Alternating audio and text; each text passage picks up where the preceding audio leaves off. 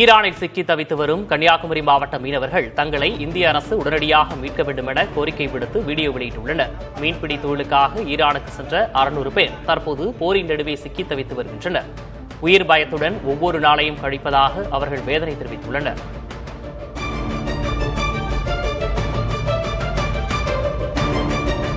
ஒவ்வொரு நாள் நைட்டு தூங்கும் போதும் ரொம்ப பயத்தோட ஒரு மன அச்சத்தோட நாங்க தூங்குதோம். காலையில எழும்ப மாட்டோமா, இல்லாட்டா அந்த குண்டு எங்க மேல வந்து எழும்பா அப்படின்னு சொல்லிட்டு ரொம்ப பயமா இருக்கு. எங்கேயுமே வெளியே போக முடியல, சாப்பாடு கிடையாது, எதுவுமே கிடையாது. இருக்கிறத வச்சுதான் கொஞ்சம் கொஞ்சம் ஆளுக்கு கொஞ்சம் கொஞ்சம் சாப்பிட்டுட்டு இப்படியே போயிட்டு இருக்கோம். எழுந்தி கூட வெளில நடமாட முடியாது. எங்களை எப்படியாவது எவ்வளவு சீக்கிரம் மீட்டு எடுக்க முடியுமோ இந்தியா கவர்மெண்ட் எங்களை மீட்டு எடுக்கணும். ஈரானில் சிக்கி தவிக்கும் குமரி மாவட்ட மீனவர்களை மீட்க வேண்டும் என அவரது குடும்பத்தினர் கண்ணீர் மல்க கோரிக்கை விடுத்துள்ளனர். அதேபோல் வளைகுடா நாடுகளில் சிக்கியுள்ளவர்களின் குடும்பத்தினர் போர் உடனடியாக நிறுத்தப்பட வேண்டும் எனவும் வலியுறுத்தியுள்ளனர். ஈரான்ல இருக்காங்க, சாப்பிட உணவில்லை, உடுக்க விட இல்லை, அவங்க குரலை எங்களுக்கு கேட்க விடையல்லப்பா. எங்க பிள்ளைங்களையும் மாப்பிள்ளைங்க அனுப்புங்க. எங்களுக்கு உணவு தெரியாத மக்கள் அங்க நிக்கி நாங்க உணவு இல்லாம ஆளுதோம். எங்க பிள்ளைகளை இருக்க முன்ன எங்க மூச்சு இருக்கணும், எங்க பிள்ளைகளை நாங்க பார்க்கணும். ஐயா நிர்பந்தத்துல தான் வெளிநாடுக்கு போறாங்க. எல்லாமே அங்க கஷ்டப்பட்டு ஏதோ ஒரு விஷயத்துக்காக தான் போறாங்க. அவங்களுடைய நலன் காத்து இந்த போரை மிக விரைவில் முடிக்கணும்ன்றது தான் என்னுடைய கருத்து. வளைகுடா நாடுகளில் சிக்கியுள்ள தமிழர்களுக்கு அயலக தமிழர் நலவாரியம் தேவையான உதவிகளை செய்து வருவதாக அவ்வாரியத்தின் உறுப்பினர் மீரான் தெரிவித்துள்ளார். இது தொடர்பாக அவருடன் செய்தியாளர் விக்னேஷ் முத்து நடத்திய கலந்துரையாடலை தற்போது காணலாம். இவ்வளவு தமிழர்கள், இவ்வளவு இந்தியர்கள் வளைகுடா நாடுகளில் சிக்கியிருக்காங்க. மொத்தமாக இங்கே வேலைக்கு போனவங்க, அங்கேயே இருக்கிறவங்க, புள்ளி விவரங்கள் எதுவும் இருக்கு? வளைகுடா நாடுகளில் குறிப்பாக அப்ராக்சிமேட் ஃபிகர் தான் அரௌண்டு 7 lakh பீப்புள் யூஏயில் மட்டும் இருக்கிறாங்க. அதே மாதிரி சவுதி அரேபியாவில் ஒரு 6 லட்சம் பேர் இருக்காங்க. கத்தரில் ஒரு 1.5 லட்சம் பேர். இந்த மாதிரி பஹ்ரைனில் ஒரு 1 லட்சம் பேர் இருக்காங்க. மஸ்கட் அதாவது ஓமனில் அங்கே ஒரு 1 லட்சம் பேர் இருக்காங்க. குவைத்தில் ஒரு 1 லட்சம் பேர் இருக்காங்க. ஸோ ஒரு 16 to 17 லட்சம் பேர் தமிழர்கள் வளைகுடா நாடுகளில் இருக்கிறாங்க. இந்த நம்ம ஹெல்ப்லைன் நம்பர் அனௌன்ஸ் பண்ணியிருக்கோம். இது வரைக்கும் எவ்வளவு கால்கள் வந்திருக்கு? என்ன மாதிரியான உதவிகளை அதிகமாக கேட்குறாங்க சார்? எல்லாருமே அவங்களுடைய அந்த விமானம் இந்த மாதிரி ஸ்டாண்டர்ட் பேசஞ்சர்ஸ் எல்லாருமே எங்களுக்கு இந்த விமானத்தில் புக் பண்ணி கொடுங்க, அந்த மாதிரி இதுதான் கேட்குறாங்க. அதை நம்ம உடனே தூதரத்துக்கு அனுப்பிச்சிருக்கோம். விமான நிறுவனங்களே அங்கே ஸ்டாண்டர்ட் பேசஞ்சர்ஸ் அவங்களே கால் பண்ணி கொஞ்சம் கொஞ்சமாக அவங்க இங்கே அனுப்பிச்சிட்டு இருக்காங்க. ஏறத்தாழ இப்போ சென்னையை பொறுத்த வரைக்கும் இன்னைக்கு 3 நாளாக ஏறத்தாழ ஒரு 1000 பேர் வந்திருக்காங்க. இப்போ நம்ம அவங்களுக்கு ஒரு பக்கம் இது மாதிரி ஏற்பாடு செய்யும்போது அவங்கள மன தைரியத்தை ஊட்டுமலே அவருக்கு நம்ம கன்சல்ட் எதுவும் கொடுக்குமா சார்? நம்ம ஃபோன் வாரியா நம்ம அந்த ஹெல்ப்லைனில் கால் பண்ணுறவங்களுக்கு நம்ம கவுன்சிலிங்கும் பண்ணுறாங்க. அயலக தமிழக நல வாரியம் இதை எப்படி நம்ம ஒருங்கிணைச்சு கொண்டு போகிறோம்? இப்போ டெல்லி இது நம்ம தூதரகம், இப்படி இதை எப்படி நம்ம ஒருங்கிணைந்து செயல்பட்டு தமிழர்களுக்கு உதவி பண்ணுறோம்? நமக்கு என்ன கால்ஸ் வருதோ அந்த ஹெல்ப்லைனில் வர கால்ஸோ அந்தந்த பகுதிகளில் உள்ள நமது லீகல் பேராலீகல் கோஆர்டினேட்டர்ஸ், அப்புறம் அயலக தமிழ் சங்கங்கள், அந்த தூதரகத்தில் உள்ள அதிகாரிகள், இவங்களுக்கு நம்ம உடனே அவங்கள காண்டாக்ட் பண்ண சொல்லி அறிவுறுத்துகிறோம். அவங்களும் தேவையான அளவு உதவிகளை செஞ்சு கொடுத்துக்கிட்டு இருக்காங்க. இது வரைக்கும் எந்த தேக்க நிலையும் இல்லை. நலவாரியம் ஆரம்பிக்கப்பட்டதுலேருந்து ஒவ்வொரு முறையும் நம்ம சொல்கிறோம், வெளிநாடுகளில் இருக்கக்கூடிய தமிழர்கள் தங்களுடைய எங்கே இருக்கீங்க அந்த முழுமையான விவரங்களை பதிவு செய்யுங்கன்னு. இது முழுமையாக பதிவு செஞ்சுட்டு இருக்காங்களா? அதுக்கு எப்படி போயிட்டு? இது வரைக்கும் ஒரு 30,000 பேர் தான் இது வரைக்கும் பதிவு செஞ்சுருக்குறாங்க. ஸோ அந்த பதிவு கம்மியாக தான் இருக்குது. அதை இந்த எல்லாரும் பதிவு செய்யுங்கிறத நாங்கள் அறிவுறுத்திக்கிட்டே இருக்கிறோம். பேராசிரியர் க அன்பழகன் நினைவு நாளில் மீண்டும் ஆட்சி அமைக்க உறுதியேற்போம் என முதல்வர் மு.க. ஸ்டாலின் சூளுரைத்துள்ளார். பேராசிரியர் க அன்பழகன் நினைவு நாளை முன்னிட்டு சென்னை அண்ணா அறிவாலயத்தில் உள்ள அவரது புகைப்படத்துக்கு முதல்வர் மு.க. ஸ்டாலின் மலர் தூவி மரியாதை செலுத்தினார். மேலும் தனது எக்ஸல பக்கத்தில் பதிவிட்டுள்ள அவர், கலைஞருக்கு பிறகு எனக்கும் ஆறுதலாய், அரவணைப்பாய், வழிகாட்டியாய் இருந்தவர் அன்பழகன் என்றும் நட்புக்கும் கொள்கை பற்றுக்கும் இலக்கணமாக திகழ்ந்தவர் எனவும் புகழாரம் சூட்டியுள்ளார்.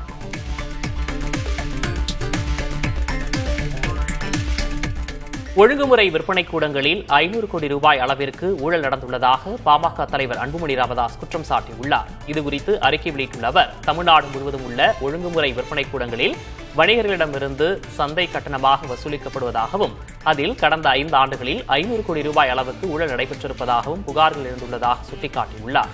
டெண்டர் இன்றி சுருட்டப்படும் இந்த விஞ்ஞான முறை ஊழல் குறித்து விசாரணை நடத்த வேண்டும் என்றும் அவர் வலியுறுத்தியுள்ளார்.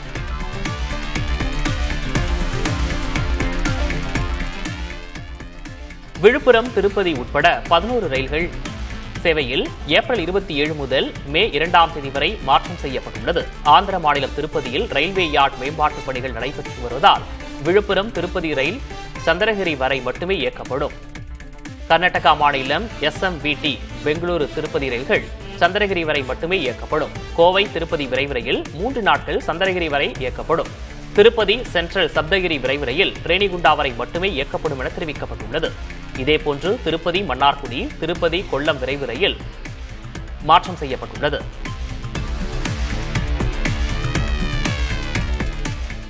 சென்னை சென்ட்ரல் போடிநாயக்கனூர் விரைவு ரயிலை வாரத்தில் 6 நாட்கள் இயக்க ரயில்வே வாரியம் ஒப்புதல் அளித்திருக்கிறது. இந்த ரயில் வாரத்தில் 3 நாட்கள் காட்பாடி, சேலம், நாமக்கல், கரூர், திண்டுக்கல், மதுரை வழியாக இயக்கப்படுவதால் பயணியர் மத்தியில் பெரும் வரவேற்பு கிடைத்துள்ளது. இதன் காரணமாக 6 நாட்களும் ரயிலை இயக்க ஒப்புதல் அளிக்கப்பட்டுள்ளது. அதேபோன்று திருச்சி, காரைக்குடி பயணியர் ரயில், காரைக்குடி, விருதுநகர் பயணியர் ரயிலை தினமும் இயக்கவும் ரயில்வே வாரியம் ஒப்புதல் அளித்துள்ளது.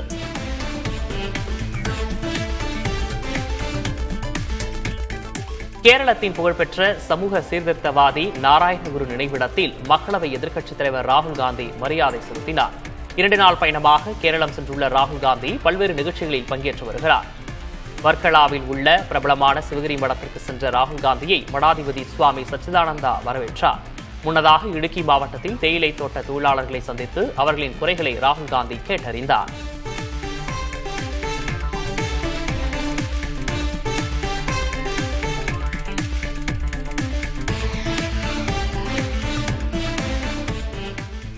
நாடாளுமன்றத்தில் பாதுகாப்பு பலப்படுத்தப்பட்டுள்ளது. நாடாளுமன்ற நுழைவாயிலில் உறுப்பினர்களின் கார்கள் வேகமாக செல்வதாக புகார் வெளியான நிலையில் வேக கட்டுப்பாட்டுக்கு ஏற்பாடு செய்யப்பட்டுள்ளது. நுழைவாயில்களில் 10 கிலோமீட்டர் வேகத்திற்கு மேல் செல்லக்கூடாது என அறிவுறுத்தப்பட்டுள்ளது. இதை தாண்டினால் டயரை பஞ்சராக்கும் வகையில் இரும்பாலான முள் ஆணிகள் பொருத்தப்பட்டுள்ளன. இது தவிர ஒவ்வொரு வாகனத்திற்கும் குறைந்தது 5 அடி இடைவெளி உள்ளிட்ட கட்டுப்பாடுகளும் அறிவிக்கப்பட்டுள்ளன.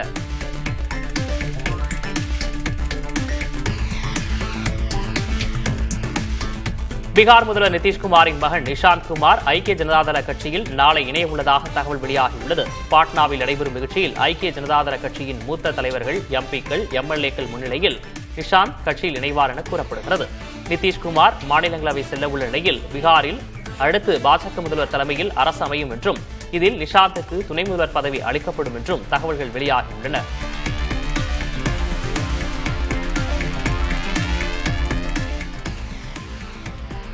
நேபாளத்தில் முன்னாள் பாடகர் பாலேந்திர ஷா தலைமையிலான ராஷ்டிரிய சுதந்திர கட்சி அமோக வெற்றி பெற்றுள்ளது. 165 தொகுதிகளுக்கு தேர்தல் நடைபெற்ற நிலையில் பாலேந்திர ஷாவின் கட்சி 27 இடங்களில் வெற்றி பெற்றுள்ளதுடன் 97 இடங்களில் முன்னிலையில் உள்ளது. இதற்கு முன் நாட்டை ஆண்ட நேபாளி காங்கிரஸ், நேபாளி கம்யூனிஸ்ட் கட்சிகள் மிகவும் பின்தங்கியுள்ளன. 35 வயது மட்டுமேயான பாலேந்திர ஷா நேபாளத்தின் அடுத்த பிரதமர் ஆவார் என எதிர்பார்க்கப்படுகிறது. வெற்றியை அடுத்து பாலேந்திர ஷாவின் கட்சியினர் கொண்டாட்டத்தில் ஈடுபட்டுள்ளனர்.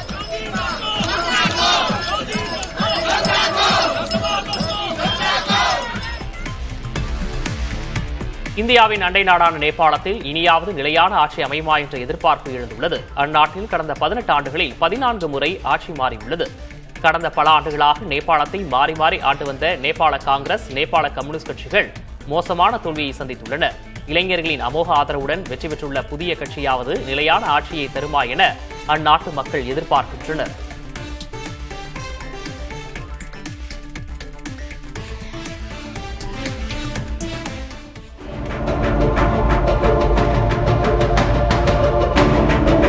கடந்த 2 தசாப்தங்களில் வளைகுடா நாடுகளில் இந்தியர்களின் இருப்பு ஒரு அமைதியான உழைக்கும் சக்தியிலிருந்து அந்நாடுகளின் தவிர்க்க முடியாத மக்கள் தொகையாக உருவெடுத்துள்ளது.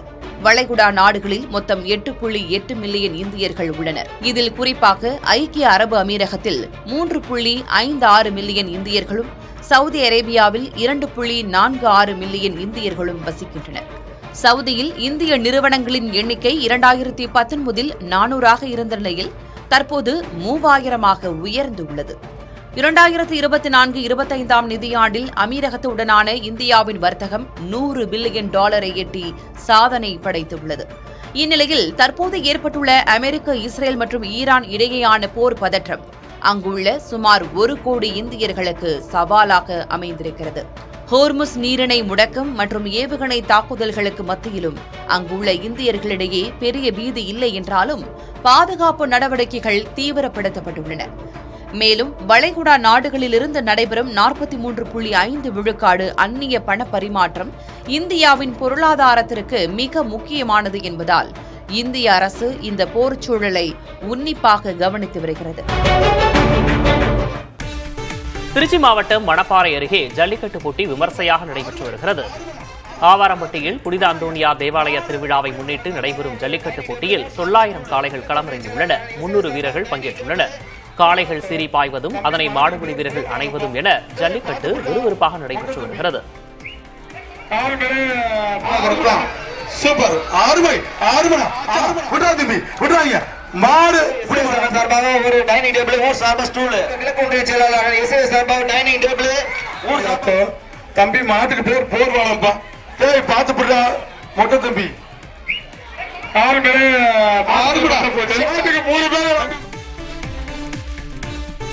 10,000 கோடி ரூபாய் தந்தாலும் புதிய கல்விக் கொள்கையை ஏற்க மாட்டோம் என துணை முதல்வர் உதயநிதி பேசியுள்ளார். கன்னியாகுமரி மாவட்டம் இரைச்சல்குளத்தில் அம்பேத்கர் சிலையை திறந்து வைத்து பேசிய துணை முதல்வர் உதயநிதி ஸ்டாலின் மத்திய அரசை மிக கடுமையாக விமர்சித்தார்.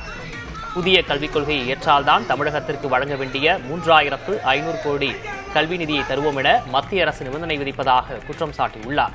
தேர்தல் வருவதால் பிரதமர் மோடியும் அமித்ஷாவும் அடுத்த 50 நாட்களுக்கு தமிழகத்தை சுற்றி வருவார் என்றும் உதயநிதி விமர்சித்தார்.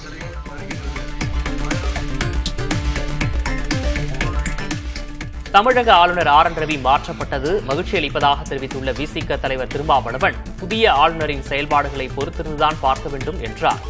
கூட்டணி ஆட்சிக்கு தயாரென விஜய் அறிவித்தும் அவருடன் இணைய எந்த கட்சியும் முன்வரவில்லை என்பதே யதார்த்தம் என்று சாடினார்.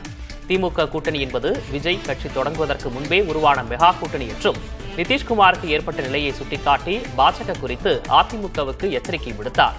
தொகுதி பங்கீடு பேச்சுவார்த்தை சுமூகமாக தொடர்வதாகவும் திருமாவளவன் குறிப்பிட்டார். 5 நாட்களாக குறைந்து வந்த தங்கம் விலை தற்போது உயர்ந்துள்ளது. சென்னையில் 1 கிராம் தங்கத்தின் விலை 90 ரூபாய் உயர்ந்து 15,050 ரூபாய்க்கு விற்பனையாகிறது. 1 சவரன் தங்கத்தின் விலை 720 ரூபாய் உயர்ந்து 1,20,400 ரூபாய்க்கு விற்பனை செய்யப்படுகிறது. வெள்ளி விலை எந்த மாற்றமும் இன்றி 1 கிராம் வெள்ளி 290 ரூபாய்க்கும் 1 கிலோ வெள்ளி 2,90,000 ரூபாய்க்கும் விற்பனை செய்யப்படுகிறது. சென்னை கோயம்பேடு சந்தையில் வரத்து அதிகரிப்பால் காய்கறிகளின் விலை குறைந்துள்ளது. கடந்த வாரம் 20 ரூபாய்க்கு விற்பனையான 1 கிலோ தக்காளி 5 முதல் 10 ரூபாயாக குறைந்துள்ளது. இதேபோல 1 கிலோ வெங்காயம் 18 ரூபாயாகவும் உருளைக்கிழங்கு 15 ரூபாயாகவும் சரிந்துள்ளது. கேரட், பீன்ஸ், பீட்ரூட் உள்ளிட்ட காய்கறிகளின் விலையும் குறைந்துள்ளது. கோடைக்காலம் தொடங்கியுள்ள நிலையில் பல்வேறு மாவட்டங்களில் காய்கறி விளைச்சல் அதிகரித்ததால் விலை குறைந்துள்ளதாக வியாபாரிகள் தெரிவிக்கின்றனர். சென்னையில் வெயிலின் தாக்கத்திலிருந்து தூய்மை பணியாளர்களை பாதுகாக்க குளிர்ச்சியான மோர் வழங்கும் திட்டத்தை மேயர் பிரியா தொடக்கி வைத்தார். ஆவின் நிறுவனத்திடமிருந்து கொள்முதல் செய்யப்படும் 200 மில்லி லிட்டர் மோர் ஜூன் மாதம் வரை தினசரி வழங்கப்பட உள்ளது. சிங்கார சென்னையை உருவாக்கும் களப்பணியாளர்களின் உடல் நலனை பேண இந்த திட்டம் கொண்டுவரப்பட்டுள்ளதாகவும் விரைவில் அவர்களுக்கு தொப்பிகள் வழங்கப்பட உள்ளதாகவும் மேயர் தெரிவித்தார்.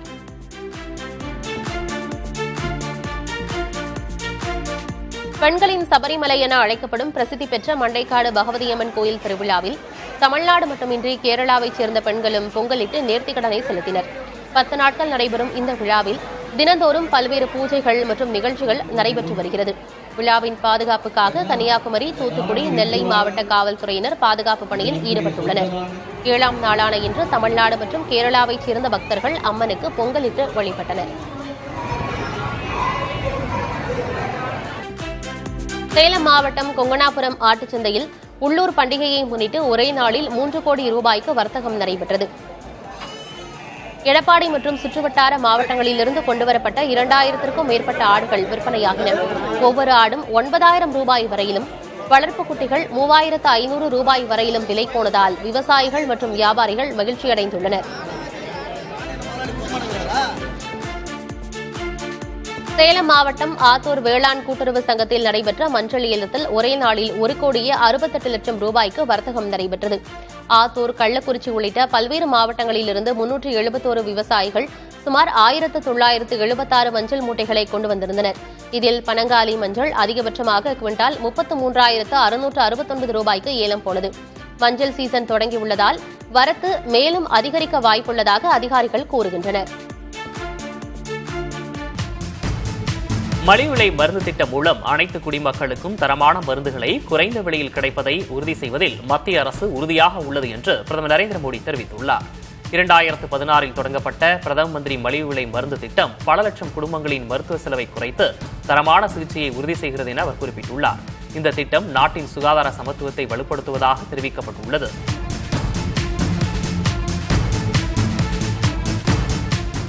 இந்தியாவில் நிகழ்ச்சி ஒன்றில் பங்கேற்க வந்த ஈரானிய கப்பல்களில் ஒன்றுக்கு தஞ்சம் அளித்ததாகவும் ஆனால் மற்றொன்று துரதிருஷ்டவசமான தாக்குதலுக்கு உள்ளாகிவிட்டதாகவும் வெளியுறவுத்துறை அமைச்சர் ஜெய்சங்கர் தெரிவித்துள்ளார்.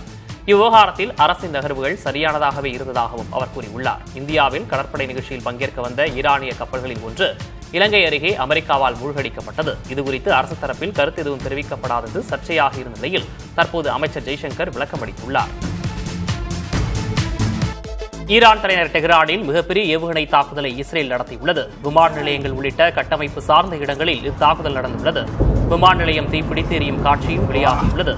80 விமானங்களை கொண்டு 230 குண்டுகள் வீசப்பட்டுள்ளதாக தகவல் வெளியாகியுள்ளது. இதற்கு பதிலடியாக ஈரானும் பதிலடி தாக்குதல் நடத்தியுள்ளது. ஈரான் செலுத்தியுள்ள ஏவுகணையை இடைமறித்து அழித்ததாக ஐக்கிய அரபு அமீரகம் கூறியுள்ளது. ஒரு வார தாக்குதலில் இறந்தவர்கள் எண்ணிக்கை 1230 உயர்ந்துள்ளது. ஈரானால் ஏவப்பட்ட 16 ட்ரோன்களை தங்கள் படைகள் இடைமறித்து அழித்துள்ளதாக சவுதி அரேபிய பாதுகாப்பு அமைச்சகம் தெரிவித்துள்ளது. சவுதி அரேபியாவில் உள்ள மிகப்பெரிய ஷைபா எண்ணெய் வயல் மற்றும் எரிவாயு ஆலையை நோக்கி 16 ட்ரோன்கள் ஏவப்பட்டன என்றும் இதை தங்கள் வான் காவல் சாதனங்கள் உடனே கண்டறிந்து வழியிலேயே மறித்து அழித்ததாக ராணுவ செய்தி தொடர்பாளர் தெரிவித்துள்ளார். இதில் உயிர் சேதமோ பொருட்சேதமோ ஏற்படவில்லை என்றும் அவர் கூறினார். இதற்கிடையில் ஈரான் தாக்குதலில் காயமடைந்த தங்கள் நாட்டு மக்களை ஐக்கிய அரபு அமீரக அதிபர் நேரில் சென்று நலம் விசாரித்தார். இஸ்ரேல் மற்றும் அமெரிக்காவுடனான போரின் போது அண்டை நாடுகள் மீது தாக்குதல் நடத்தியதற்காக ஈரான் அதிபர் மசூத் மன்னிப்பு கோரியுள்ளார். மேலும் ஈரான் மீது தாக்குதல் நடத்தப்படாத வரை இனி அண்டை நாடுகள் மீது ஏவுகணை தாக்குதல்களை நடத்தப்போவதில்லை என அவர் உறுதியளித்துள்ளார். இருப்பினும் ஈரான் ஒருபோதும் சரணடையாது என்றும் எதிரிகளின் எதிர்பார்ப்பு நிறைவேறாது என்றும் அவர் திட்டவட்டமாக கூறியுள்ளார். மேற்காசிய போரில் முக்கிய திருப்பமாக ஈரானுக்கு ரஷ்யா உதவ தொடங்கியுள்ளதாக தகவல் வெளியாகியுள்ளது. அமெரிக்க ஆயுதங்களின் திறன் இருப்பிடம் குறித்த முக்கிய உளவு தகவல்களை ஈரானுக்கு ரஷ்யா அளித்துள்ளதாக சர்வதேச செய்தி நிறுவனங்கள் கூறுகின்றன. இவ்விவரங்களை கொண்டு அமெரிக்க கப்பல்கள், விமானங்கள் உள்ளிட்டவற்றை இலக்கு வைத்து அழிப்பது எளிதாக இருக்கும் என கூறப்படுகிறது. இதுகுறித்து வெள்ளை மாளிகையில் செய்தியாளர்கள் எழுப்பிய கேள்விக்கு இது முட்டாள்தனமானது என அதிபர் டிரம்ப் பதிலளித்தார். ஈரானுக்கும் இஸ்ரேல் அமெரிக்காவுக்கும் இடையே நடைபெற்று வரும் போர் வளைகுடா அரசியலில் புதிய திருப்பங்களை ஏற்படுத்த வாய்ப்புள்ளதாக தகவல் வெளியாகியுள்ளது. சவுதி அரேபியா, ஐக்கிய அரபு அமீரகம், குவைத், கத்தார் உள்ளிட்ட நாடுகள் அமெரிக்காவுடன் மேற்கொண்டுள்ள பொருளாதார ஒப்பந்தங்களில் இருந்து மெல்ல விடுபட பரிசீலிப்பதாக தெரிகிறது. மேற்காசிய போரால் கடந்த காலங்களில் இருந்ததைப் போல் வருங்காலங்களில் வளைகுடா நாடுகளுக்கு முதலீடுகள் வரத்து இருக்குமா என்ற கேள்வியும் எழுந்துள்ளது. இந்நிலையை தடுக்க அமெரிக்காவுடனான ஒப்பந்தங்களில் இருந்து மெல்ல விடுபடவும் அமெரிக்காவில் செய்ய திட்டமிட்டுள்ள முதலீடுகள் குறித்தும் பரிசீலிப்பதாக தெரிகிறது. ஈரானுக்கும் இஸ்ரேல் மற்றும் அமெரிக்காவுக்கும் இடையே நடைபெறும் போர் காரணமாக உலகெங்கும் எரிபொருள் தட்டுப்பாடு அபாயம் ஏற்பட்டுள்ளது. இலங்கை, தாய்லாந்து, பாகிஸ்தான், வங்கதேசம் உள்ளிட்ட நாடுகளில் எரிபொருள் நிரப்பும் நிலையங்களில் நீண்ட வரிசை காணப்படுகிறது. எரிபொருள் விலை உயர்வால் பாகிஸ்தானில் பெட்ரோல் விலை 20 விழுக்காடு அதிகரித்துள்ளது. அமெரிக்காவிலும் எரிபொருள் விலை உயர்த்தப்பட்டுள்ள நிலையில் பிரான்ஸ் உள்ளிட்ட நாடுகளும் விலை உயர்த்த உள்ளதாக தகவல் வெளியாகியுள்ளது. மேற்காசிய போர் இன்னும் ஒரு வாரம் நீடித்தால் வளைகுடா நாடுகளிலிருந்து எண்ணெய் ஏற்றுமதி பாதிக்கப்படும் அபாயம் உள்ளதாக கத்தார் எச்சரித்துள்ளது. இதுகுறித்து ஆங்கில ஊடகம் ஒன்றுக்கு பேட்டியளித்த கத்தார் எரிசக்தி அமைச்சர் சாத் அல்காபி, கச்சா எண்ணெய் உற்பத்தியாளர்கள் தங்கள் ஆலைகளை மூடும் சூழல் உருவாகி வருவதாக தெரிவித்தார். கச்சா எண்ணெய் விலை $150 தொடும் நிலை உள்ளதாகவும் அவர் கூறினார். இதனால் எல்லா நாடுகளின் பொருளாதாரங்களும் பெரும் சரிவை சந்திக்கும் என்றும் அவர் எச்சரித்தார். மேற்காசிய போர் சூழலால் கச்சா எண்ணெய் விலை ஒரு வாரத்தில் 25% உயர்ந்து பேரல் $91 எட்டியுள்ளது. இது கொரோனா காலத்திற்கு பிறகு கடந்த 6 ஆண்டுகளில் இல்லாத ஒரு வார கால உச்சபட்ச உயர்வாகும். குவைத் உற்பத்தி குறைப்பு மற்றும் சவுதி அமீரகத்தின் சேமிப்பு முனையங்கள் நிரம்பி வருவது உலகளாவிய எரிசக்தி நெருக்கடியை தீவிரப்படுத்தியுள்ளது. போர் நீடித்தால் எண்ணெய் விலை $150 தொடக்கூடும் என கத்தார் எச்சரித்துள்ளது. கச்சா எண்ணெய் விலை உயர்வால் உலக சந்தைகளில் பணவீக்கமும் அதிகரிக்கும் அபாயம் ஏற்பட்டுள்ளது. வளைகுடா நாடுகளிலிருந்து எரிவாயு இறக்குமதி பாதிக்கப்பட்டால் ஆஸ்திரேலியா, கனடா உள்ளிட்ட நாடுகளிலிருந்து அவற்றை இறக்குமதி செய்வது தொடர்பாக இந்தியா பேசி வருகிறது. ஹார்முஸ் நீரிணையில் போக்குவரத்து தடை ஏற்பட்டாலும் இந்தியாவுக்கு பெரிய பாதிப்பு ஏற்படாது என்றும், எனினும் முன்னெச்சரிக்கையாக கனடா, ஆஸ்திரேலியாவிடம் எரிவாயு இறக்குமதி குறித்து பேசி வருவதாகவும் அரசு வட்டாரங்கள் தெரிவித்துள்ளன. போர் நீடிக்கும் பட்சத்தில் கச்சா எண்ணெய் விலை $100 கடந்து உயரும் என அஞ்சப்படுகிறது. சமையல் எரிவாயு சிலிண்டர் விலை உயர்த்தப்பட்டதை காங்கிரஸ் தலைவர் மல்லிகார்ஜுன் கார்கே கடுமையாக எதிர்த்துள்ளார். உலக சந்தையில் கச்சா எண்ணெய் விலை குறைவாக இருந்தபோது அதற்கான பலனை வழங்காத அரசு தற்போது விலையை உயர்த்தி மக்கள் மீது சுமையை ஏற்றியுள்ளதாக அவர் கூறியுள்ளார். எல்லாம் சரியாக இருக்கிறது என பெருமிதத்தோடு கொள்ளும் அரசு தனது மக்களுக்கு தேவையானவற்றை தர முடியாமல் தவிக்கிறது எனவும் கார்கே தெரிவித்துள்ளார். இதற்கிடையே மோடியை விலைவாசி உயர்வுக்கான மனிதர் என காங்கிரஸ் சாடியுள்ளது. சென்னை கிண்டியில் உள்ள மக்கள் மாளிகையில் ஆளுநர் RN ரவியை முதலமைச்சர் மு க ஸ்டாலின் மரியாதை நிமித்தமாக சந்தித்தார். RN ரவி மேற்கு வங்க ஆளுநராக நியமிக்கப்பட்டிருக்கும் நிலையில் அவரை முதல்வர் ஸ்டாலின் சந்தித்துள்ளது குறிப்பிடத்தக்கது. அப்போது உயர்நீதிமன்ற தலைமை நீதிபதியாக பொறுப்பேற்றுள்ள தர்மாதிகாரியையும் முதலமைச்சர் ஸ்டாலின் சந்தித்து பேசினார். சென்னை அண்ணா அறிவாலயத்தில் திமுக தொகுதி பங்கீட்டு குழுவை அக்கட்சித் தலைவர் மு க ஸ்டாலின் சந்தித்தார். கூட்டணி கட்சிகளுடனான பேச்சுவார்த்தை குறித்து திமுக பேச்சுவார்த்தை குழுவின் தலைவர் TR பாலு உள்ளிட்ட நிர்வாகிகளுடன் ஸ்டாலின் ஆலோசனை நடத்தினார். அப்போது ராசா, திருச்சி சிவா, MRK பன்னீர்செல்வம், RS பாரதி ஆகியோரும் உடனிருந்தனர். இன்னும் ஒரு வாரத்திற்குள் அனைத்து கூட்டணி கட்சிகளுக்கும் தொகுதிகளை இறுதி செய்ய வேண்டியிருப்பதால் அது குறித்து ஆலோசித்ததாக சொல்லப்படுகிறது.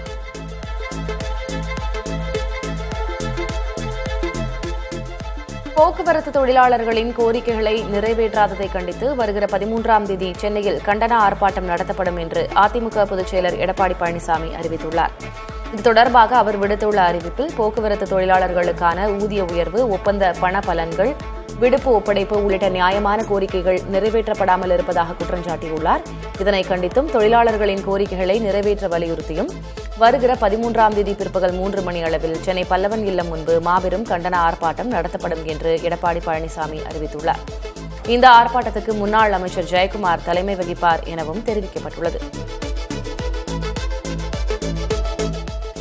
60 வயது வரையுள்ள அனைத்து குடும்ப தலைவிகளுக்கும் மாதந்தோறும் $2500 வழங்கப்படும் என்று தமிழக வெற்றிக் கழக தலைவர் விஜய் வாக்குறுதி அளித்துள்ளார். சென்னையை அடுத்த மாமல்லபுரத்தில் தவக மகளிர் தின விழா நடைபெற்றது. இதில் கலந்து கொண்டு உரையாற்றிய விஜய் பெண்களுக்கான பல்வேறு நலத்திட்ட வாக்குறுதிகளை வழங்கினார். குறிப்பாக தவக ஆட்சியில் 60 வயது வரையில் உள்ள அனைத்து குடும்ப தலைவிகளுக்கும் மாதந்தோறும் $2500 வழங்கப்படும் என்று உறுதிபட தெரிவித்தார். இதில் அரசு ஊழியர்களுக்கு விலக்களிக்கப்பட்டுள்ளதாகவும் விஜய் குறிப்பிட்டார்.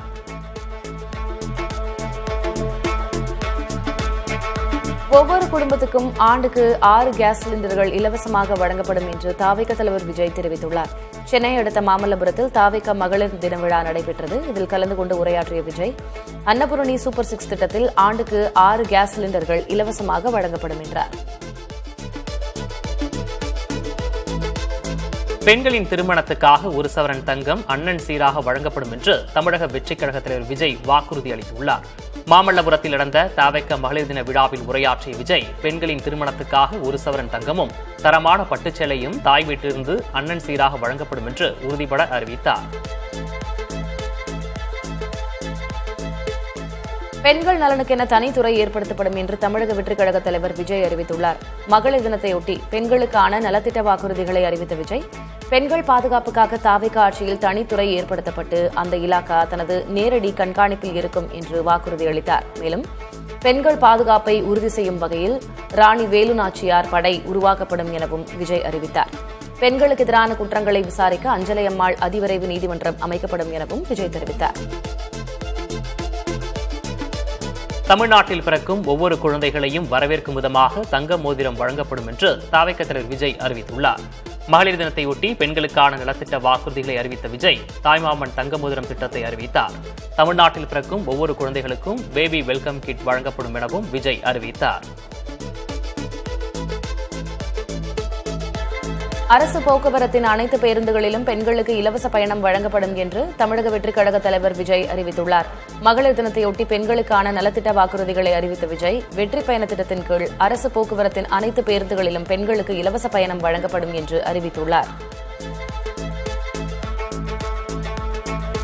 தமிழக வெற்றிக் கழகத்தின் ஆட்சியில் மகளிருக்காக கல்வி உறுதி திட்டம் செயல்படுத்தப்படும் என விஜய் அறிவித்துள்ளார். இதுகுறித்து பேசிய அவர், காமராஜர் கல்வி உறுதி திட்டத்தின் கீழ் 1 முதல் 12ஆம் வகுப்பு வரை பயிலும் மாணவர்களின் பெற்றோர் அல்லது பாதுகாவலருக்கு ஆண்டுதோறும் 15,000 ரூபாய் உதவித்தொகை வழங்கப்படும் என்று அறிவித்துள்ளார்.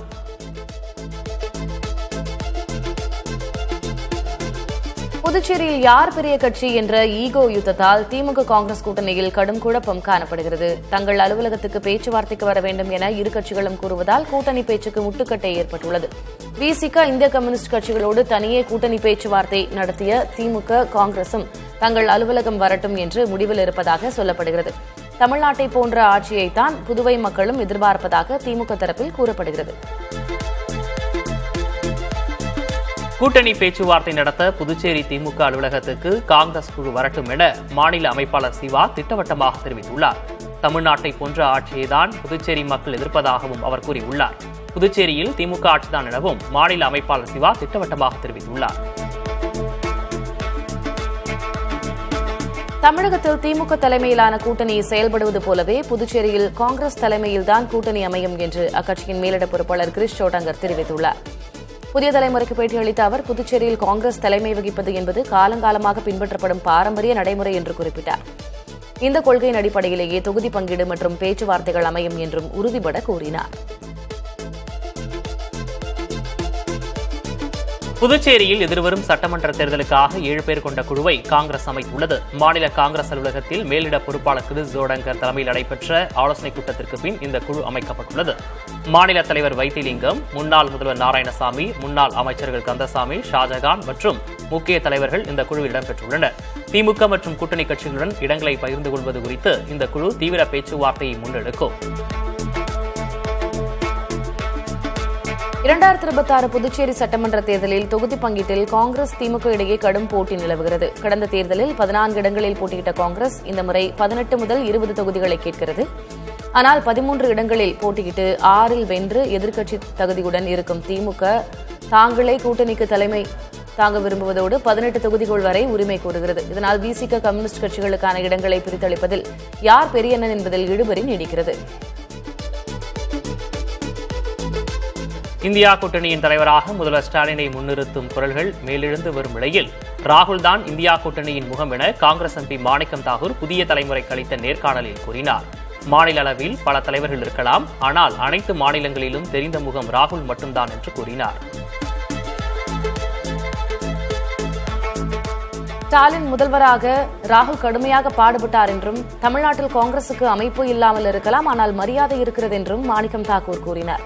புதிய தலைமுறைக்கு பேட்டி அளித்த அவர், காங்கிரசின் மரியாதையை காப்பாற்ற ராகுல் நினைப்பதாகவும் குறிப்பிட்டார். ஓரிரு நாட்களில் கூட்டணி முடிவு செய்யப்படும் என பாமக நிறுவனர் ராமதாஸ் தெரிவித்துள்ளார். விழுப்புரம் மாவட்டம் தைலாபுரத்தில் யாருடன் கூட்டணி, நீதிமன்ற தீர்ப்பு ஆகியவை குறித்து செய்தியாளர்கள் ராமதாஸிடம் கேள்வி எழுப்பினர். அதற்கு பதிலளித்த அவர், எல்லாம் நல்லபடியாக நடக்கும் என்றார். தமிழக மக்களை இனி சினிமா மயக்கம் பாதிக்காது என நம்புவதாக விடுதலை சிறுத்தைகள் கட்சித் தலைவர் திருமாவளவன் தெரிவித்துள்ளார்.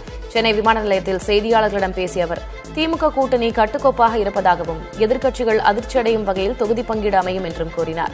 நடிகர் விஜய் குறித்து ஊடகங்கள் திட்டமிட்ட பிம்பத்தை உருவாக்குவதாகவும், தமிழக மக்கள் தற்போது கருத்தியல் ரீதியாக விழிப்புணர்வு பெற்றுள்ளதால் பழையபடி சினிமா கவர்ச்சி வேலை செய்யாது என்றும் அவர் குறிப்பிட்டார். தமிழகம் உள்ளிட்ட 5 மாநிலங்களுக்கான சட்டமன்ற தேர்தல் தேதிகள் இந்த மாதம் மத்தியில் வெளியாக வாய்ப்புள்ளதாக தகவல்கள் வெளியாகியுள்ளன. இந்திய தலைமை தேர்தல் ஆணையர் ஞானேஷ்குமார் தலைமையிலான குழு தமிழ்நாடு, புதுச்சேரி மற்றும் கேரளாவில் ஆய்வுப் பணிகளை நிறைவு செய்துள்ளது. மார்ச் 9, 10 ஆகிய தேதிகளில் மேற்கு வங்கத்தில் ஆய்வுகளை முடித்தவுடன் மார்ச் 15 அல்லது 16ஆம் தேதிகளில் தேர்தல் தேதிகள் அறிவிக்கப்படலாம் என எதிர்பார்க்கப்படுகிறது. தேர்தலை கண்காணிக்க 700க்கும் மேற்பட்ட IAS அதிகாரிகள் நியமிக்கப்பட்டுள்ளனர்.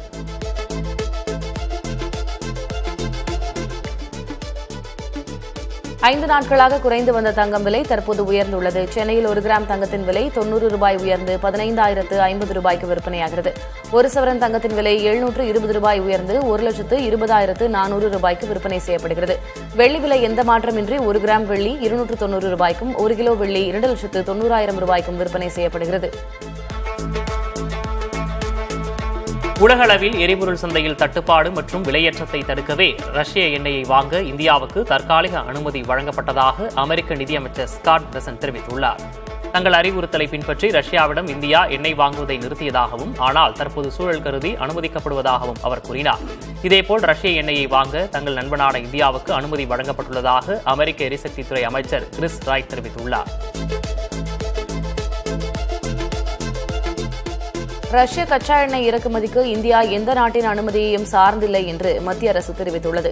எரிசக்தி தேசிய நலன் சார்ந்தது என்றும் ரஷ்யாவிலிருந்து கச்சா எண்ணெய் இறக்குமதி தொடர்ந்து நடைபெறும் என்றும் மத்திய அரசு கூறியுள்ளது. அமெரிக்கா வழங்கியுள்ள 30 நாள் விலக்கு என்பது ஒரு தற்காலிக நடவடிக்கை மட்டுமே என்றும் அது இந்தியாவின் ஒட்டுமொத்த இறக்குமதி கொள்கையை தீர்மானிப்பதில்லை என்றும் அரசு விளக்கியுள்ளது.